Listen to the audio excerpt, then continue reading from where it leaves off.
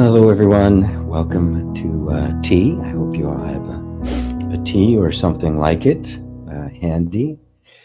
Maybe a pint. uh,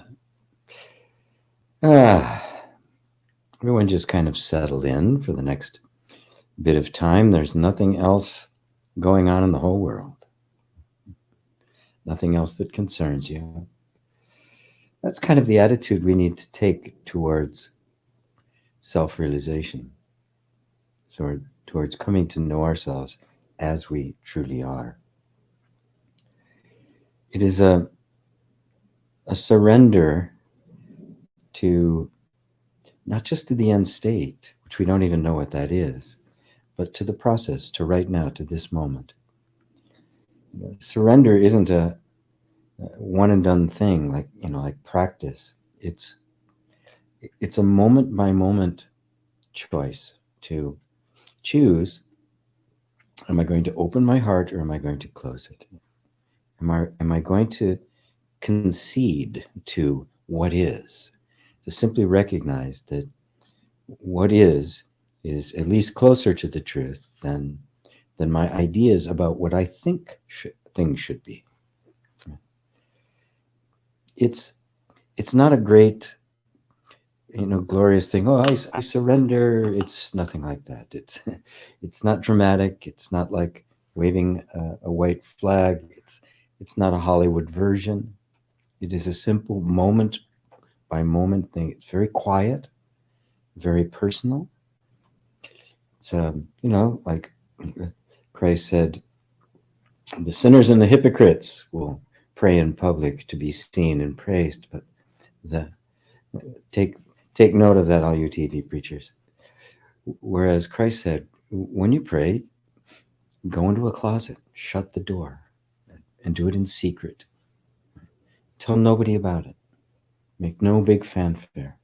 Just be genuine in your desire to make the truth more important in your life than anything less than that. But again, it's not draconian. I got to cut this out of this is true, this isn't true. It can become very intellectual. It can become very, very stoic. It can become very moralistic. Right? It can become very fundamentalist. Instead, it's a pondering in every given moment. What is the highest truth in this moment? And I will surrender to that. By surrender, meaning I'm simply give up my opinions. The Zen saying is, don't seek enlightenment, just give up your opinions. If you do that, every time you do that, you have the enlightened moment. You have the Buddha mind. And when it's a struggle, and sometimes it is, there's a struggle between what we want, right, and the way things are. And we have so much invested in what we want and the way we want things to be that it just seems it feels like the huge sacrifice, the lamb on the altar, when we have to concede to the wisdom of events. The amount of struggle we have with doing that is directly proportionate to our attachment to it. But this whole process that we're going through, this whole practical thing we're going through, is simply examining all of that. Is my deep attachment to this, my expectation, putting all of my hopes and dreams in this basket, is it making me happier? Is it bringing me joy? Is it making me kinder, gentler, more patient, more wise, less reactive? Or is it just causing this constant strain, this constant struggle, every moment being what's next, got to get there, got to get there, got to get there? In the last analysis, what are we sacrificing but our suffering? Anybody not down with that? The thing is that we don't really understand what it is that's causing our suffering. And so it feels as if we're giving up something important. when we let go of the way we think things should be, not because we've just dramatically, with, of this big sad face saying, okay, I surrender. But through wisdom, you see, wow, this really doesn't go anywhere. This is not going to bring me the joy, the happiness, the companionship, the fun, the success that I wanted to. It's not going to do it. It doesn't have the ability to do it. It's not that it's right or wrong, or it's moral or immoral. It simply cannot deliver what I want it to deliver. And therefore, as long as I think it does and I keep pursuing it, I will be suffering. So it's not so much I'm going to suffer, I'm going to surrender, but it is that wisdom grows to the point where it just falls away. You see so clearly that this just doesn't deliver the goods that you let go of it, and you find that the real, the one who is surrendering is surrendered in the process of surrendering. Ask yourself a very interesting question. Can there be suffering without a sufferer? And vice versa, can there be a sufferer without suffering? They have to exist together. They have to both be there, a sufferer and a sufferer. And what is being suffered? They have to, which means that they're dependent upon each other, which means they're not non-dual, they're not absolute.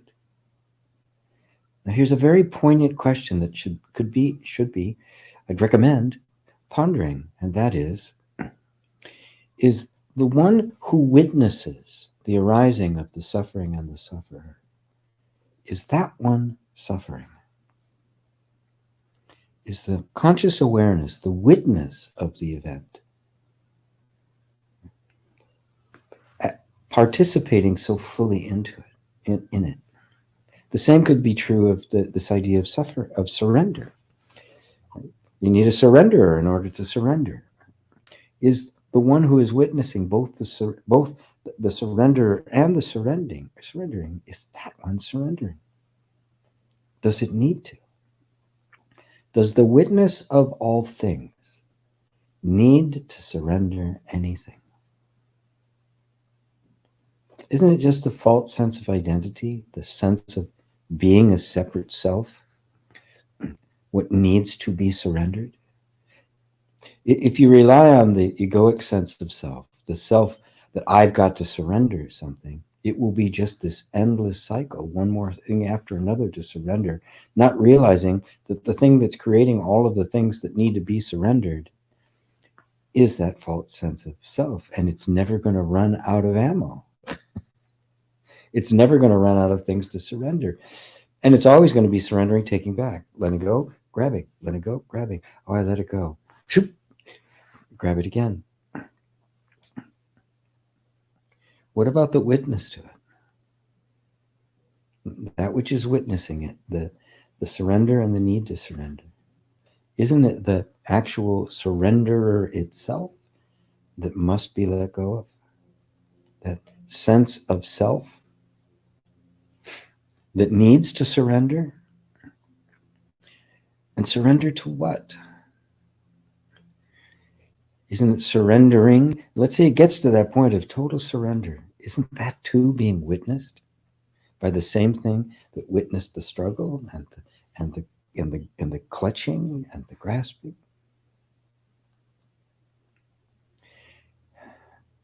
The witness of events is not primarily a participant in those events. It is simply the witness. The sky does not participate per se in the storm. It's just the space in which the storm takes place. Even a hurricane, a tornado, something incredibly violent and enormous, the sky is the space in which it happens, but it doesn't participate in it. It doesn't resist it. Right? It doesn't demand that it surrender to it. You know, the way it commonly gets used, especially in religious traditions, is very much a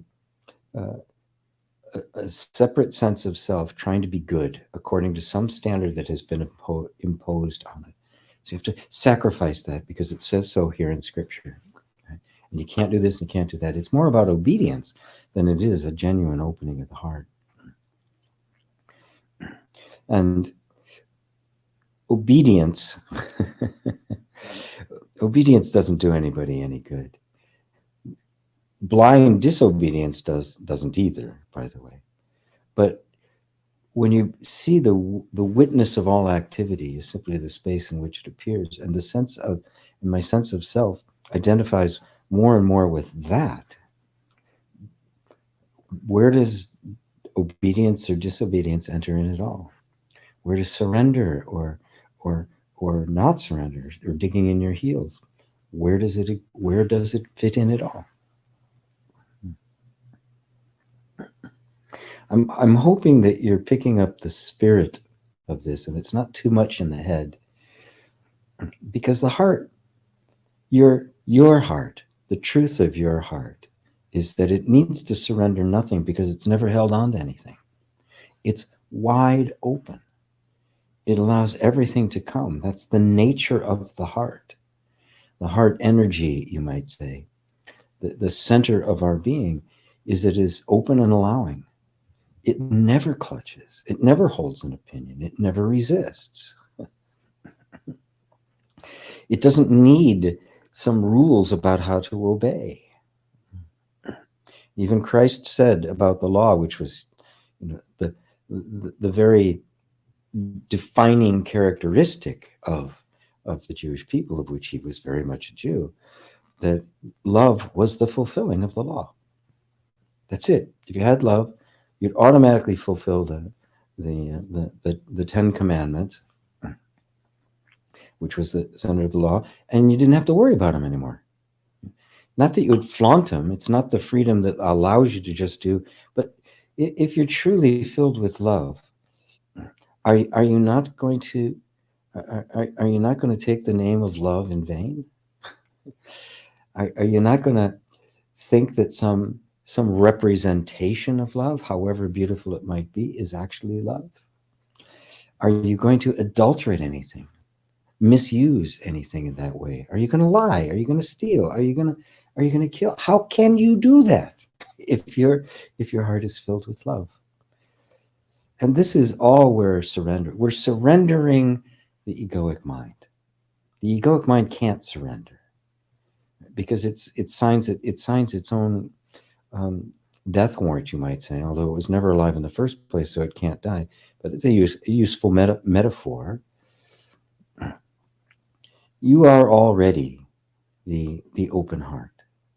To recognize that and to engage with things from that place, you'll just witness the surrendering. When something comes up that's obviously not true, not loving, not bubbling up out of our unconscious, maybe it's some thought or belief we had, some feeling we've held on to, some behavior that hasn't been helpful.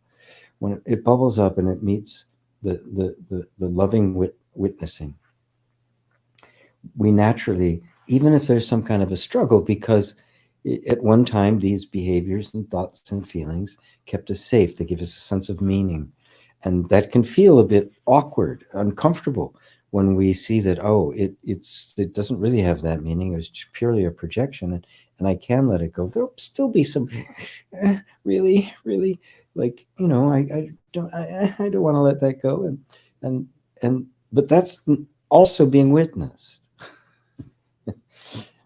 That doesn't mean I got to try harder to surrender. It means, oh, I have to just bring more and more love to this, so that the space is so safe and so open and so comforting that the hand just naturally lets go, even when it doesn't know where it's letting go to, or where it's going to be taken from that. So, on that note, I think I will. I think I'll let it go. Take a sip of my tea before it gets too cold.